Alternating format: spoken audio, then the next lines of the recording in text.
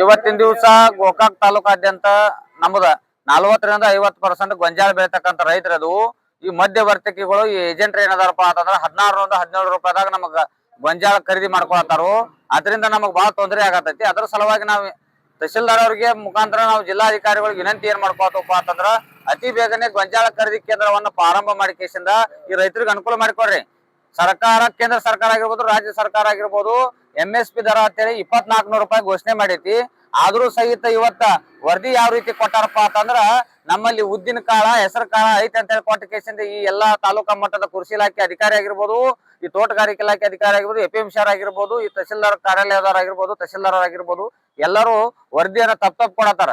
ಇವತ್ತು ನಮ್ಮ ಬೆಳಗಾವಿ ಜಿಲ್ಲಾದ್ಯಂತ ಪ್ರಮುಖವಾಗಿ ಬೆಳಿತಕ್ಕಂತ ಯಾವ ಬೆಳೆಗಳಪ್ಪ ಅಂತಂದ್ರೆ ಕಬ್ಬು ಆಗಿರ್ಬೋದು ಮತ್ತು ಗೊಂಜಾಳ ಆಗಿರ್ಬೋದು, ಇನ್ನಿತರ ತರಕಾರಿ ಬೆಳಿತಾರ. ಹೊರತಾಗಿ ಉದ್ದಿನ ಕಾಳ ಅಲ್ಲೇ ಹೆಸರು ಕಾಳ ಮತ್ತು ಉದ್ದಿನ ಕಾಳ ತಮ್ಮ ಮನಿ ಪೂರ್ತಿಯಾಗ ಬೆಳ್ಕೊಳ್ಳುವಂತ ರೈತರದಾರ.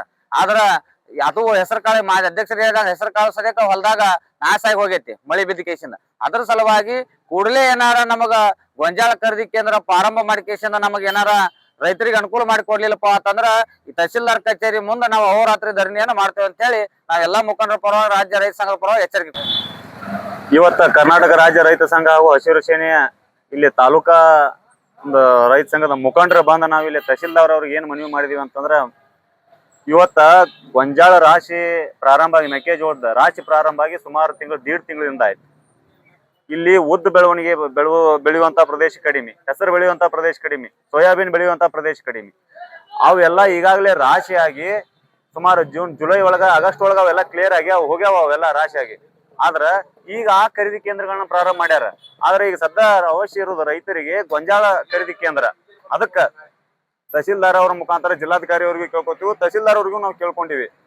ಇವತ್ತು ದಯವಿಟ್ಟು ಖರೀದಿ ಕೇಂದ್ರ ಪ್ರಾರಂಭ ಮಾಡ್ರಿ. ಖರೀದಿ ಕೇಂದ್ರ ಪ್ರಾರಂಭ ಮಾಡಿ ಈಗೇನ್ ಮಧ್ಯವರ್ತಿಗಳು ಏಜೆಂಟ್ರಿಗೆ ಏನ್ ಹೊಂಟೈತಿ ಅದನ್ನೆಲ್ಲ ಅದು ರೈತರಿಗೆ ಸಿಗುವಂತ ವ್ಯವಸ್ಥೆ ಮಾಡ್ರಿ. ಯಾಕಂತಂದ್ರ ಎಲ್ಲಾ ಏನ ರಾಶಿ ಆಗಿ ಎಲ್ಲಾ ಗೊಂಜಾಳ ನಾವು ರೈತರ ಮಾರಿದ ನಂತರ ನೀವು ಖರೀದಿ ಕೇಂದ್ರ ಪ್ರಾರಂಭ ಮಾಡಿ ಅದ ರೈತರಿಗೆ ಏನು ಸಿಗುವಂತದ್ದಲ್ಲ.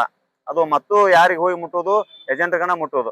ಅದಕ್ಕ ಅದನ್ನ ನೀವು ನಿಜವಾಗಿಯೂ ದಯವಿಟ್ಟು ನೀವು ರೈತರ ಬಗ್ಗೆ ನಿಮಗೆ ಕಾಳಜಿ ಅನ್ನೋದಿತ್ತಂತಂದ್ರ ತಕ್ಷಣನ ಗೊಂಜಾಳ ಖರೀದಿ ಕೇಂದ್ರ ಪ್ರಾರಂಭ ಮಾಡ್ರಿ. ಅದೇನು MSP 2400 ರೂಪಾಯಿ ದರ ಐತಿ ಅದನ್ನ ಕೊಡಿಸುವಂತ ವ್ಯವಸ್ಥೆ ಮಾಡ್ರಿ.